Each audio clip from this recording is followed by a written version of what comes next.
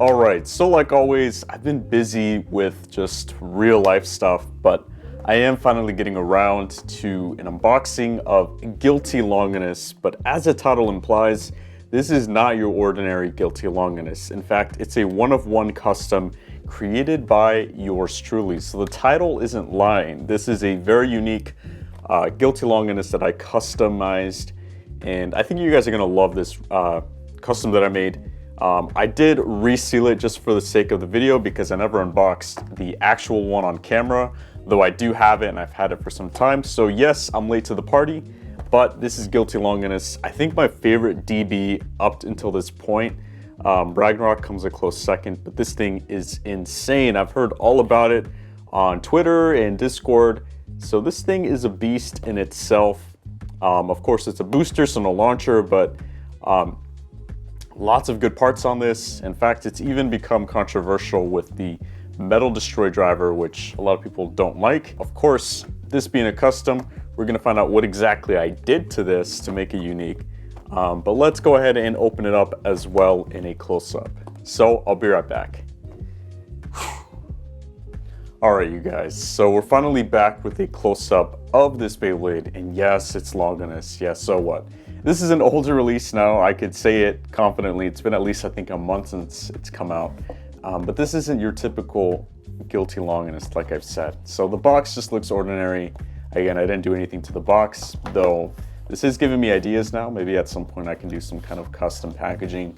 But yeah, this is a custom, and it's gonna be for your guys' entertainment. Again, I made it myself. If you guys wanna have a tutorial at some point, that might be something I might do. But for now, this is gonna be for myself. And so, oh, what are we seeing here? Okay, first of all, stickers and instructions, super important. You can never have enough of those. But now we have this. So let's see what exactly we're working with. And I feel like I did a pretty good job as far as resealing this. I wanted to give the impression that it's a limited edition, though it technically is. I'm gonna keep saying that because it technically is a unique recolor that I've made. I gotta keep emphasizing that, just so that people don't say, oh, it's clickbait. Okay, we're gonna get this through, hopefully.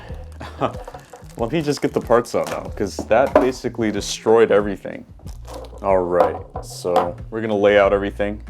So you guys are probably asking, why didn't you paint the L gear? Well, the L gear, since it's not really part of the Beyblade, I wanted to keep it as it was. And I also was kind of running out of paint. So there's reasons why, but yes, this is L gear. Of course, it goes on Belial. We've all seen it, so I'm gonna put it to the side.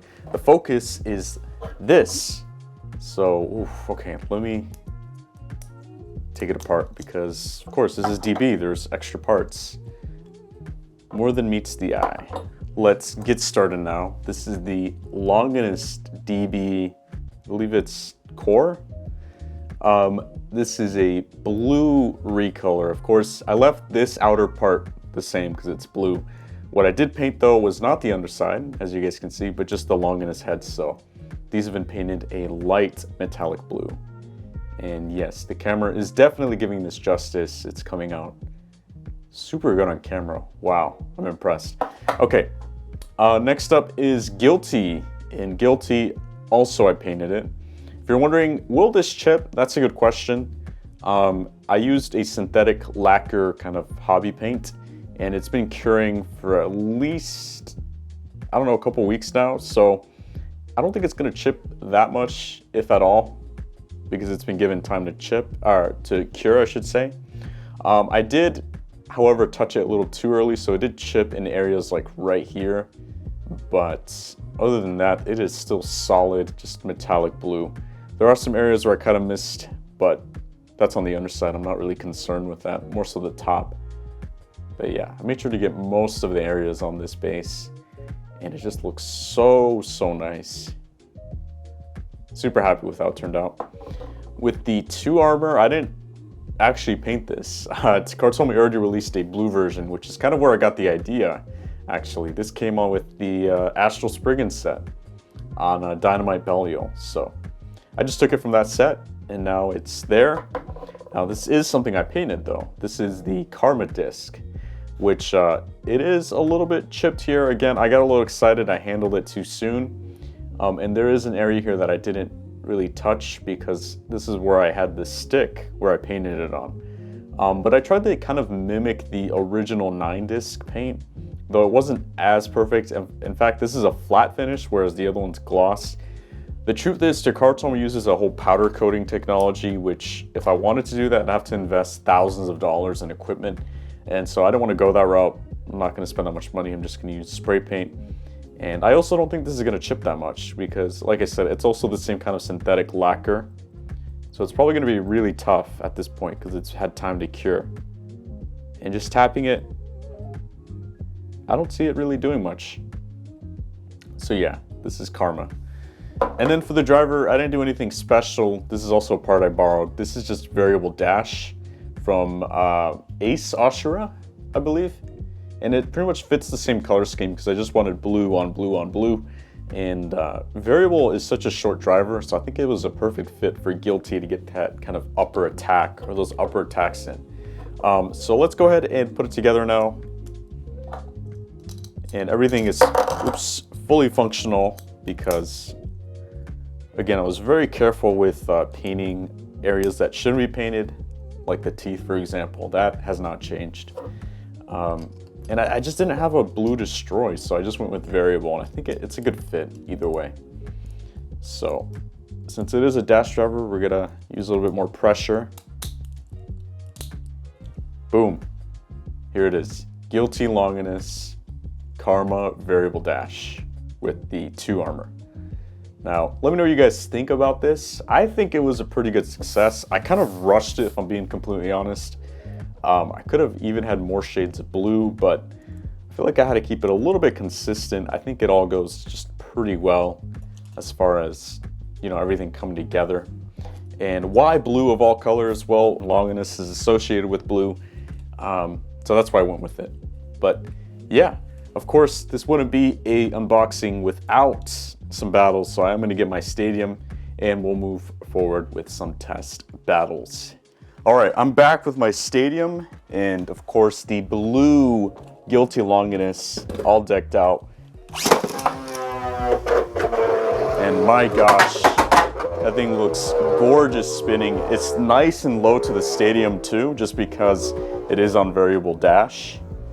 The variable is not overly worn, so stamina is not going to be too good. But wow, that thing is just gorgeous spinning. I can't say this enough. So it is, of course, running out of steam. That's to be expected, though. And there it is spinning. We are going to choose a very fitting opponent, Roar Bahamut, which I feel is a very kind of just hard counter to Guilty. So let's see how it does.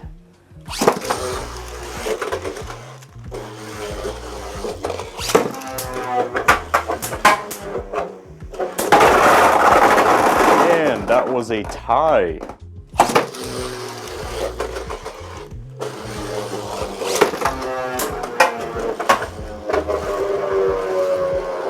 All right, let's see if Longinus can go into the stadium rather than try to avoid Bahamut.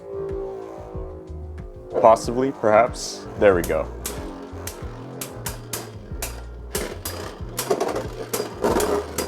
Very strong hits, but it looks like Bahamut took that.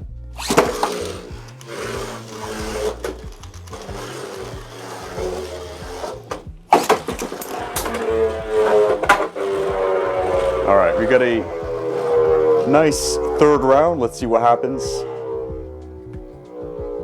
Hopefully Longinus will come in for an attack. Just maybe we'll get a nice solid hit. And that was a solid hit I was waiting for, but not the result I anticipated.